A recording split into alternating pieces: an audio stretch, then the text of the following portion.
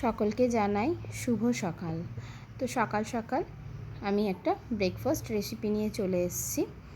তো এই রেসিপিটা তোমরা বাচ্চাদের টিফিনেও দিতে পারো, পেটটা অনেকক্ষণ ভরা থাকে এবং খুব হেলদি।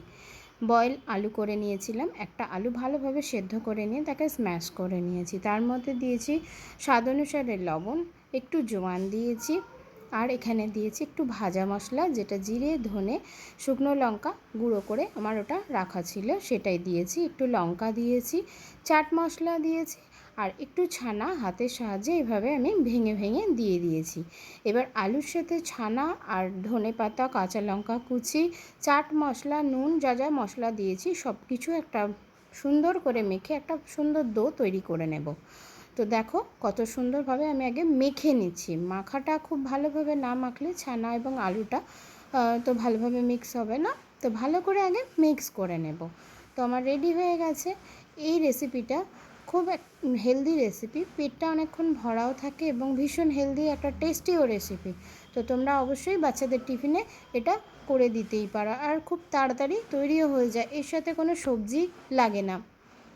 তো দেখো আমি আটাটা অল্প একটু জল দিয়ে জাস্ট একটু মানে মাখা মাখা ভাব করে নিয়ে আলু এবং ছানার যে আমি ব্যাটারটা মানে মেখে রেখেছিলাম, ছানা দিয়ে মশলা দিয়ে আলুটাকে মেখে রেখেছি, সেটাই আমি আটার সাথে খুব ভালোভাবে চটকে মেখে নেব। আগে ভালো করে আগে মেখে নিয়ে আমি এটা রেখে দেবো মিনিট 5 থেকে 7। তো এর ওপরে আমার মাখা হয়ে যাওয়ার পর ওপর থেকে একটু তেল দিয়ে আমি এটাকে রেখে দেবো প্রায় মিনিট 7 মতন।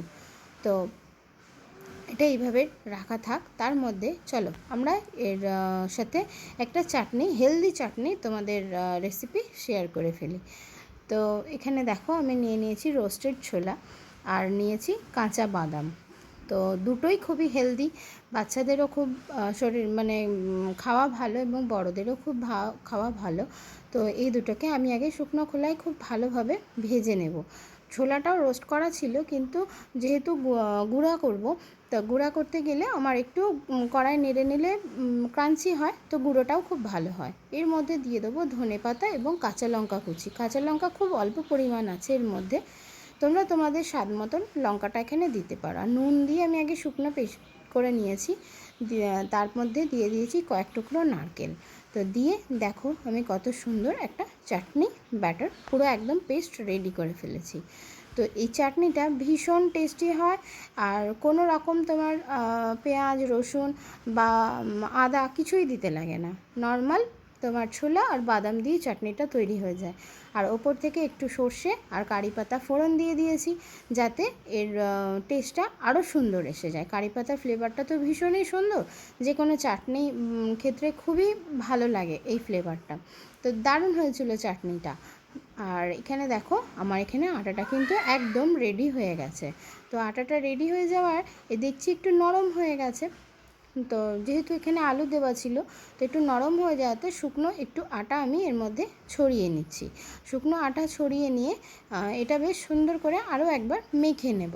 তো দেখো আমি এখানে বেশ একটু, যেহেতু পরোটা করব আমি এটা, তো এখানে লেচিগুলো একটু বড় বড় সাইজের করে নেব। তোমরা তোমাদের ইচ্ছা মতন এখানে লেচি করে নিতে পারো, এবং রাউন্ড শেপ যে দিতে হবে এমন কোনো ব্যাপার না, সেটা তোমরা চৌকোও দিতে পারো। তো আমি এখানে গোল গোল করে বেলে নিয়েছি একটু শুকনো আটার সাহায্যে।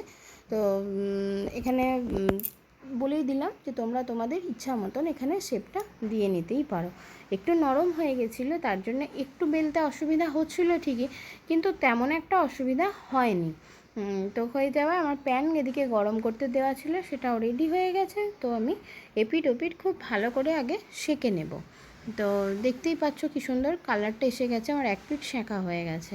তো আগেই বলে রাখি, এটা সাদা তেল, ঘি অথবা বাটার দিয়ে তোমরা এটাকে একটু ভেজে নিতে পারো। তো আমি আজকে ঘিয়ের ব্যবহার করছি না, আজকে আমি বাটার দিয়ে এটা ভেজে নেব ভালো করে। দু পিঠ এপিট ওপিট মানে লাল লাল করে সেঁকা হয়ে গেলে তারপর তোমরা বাটার সহযোগে এটা ভেজে নেবে।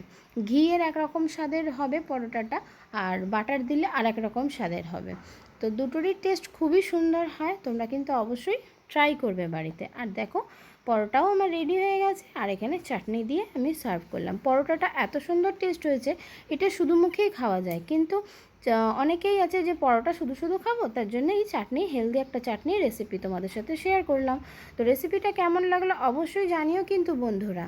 তো ভালো লাগলে আমার সাথে থেকো।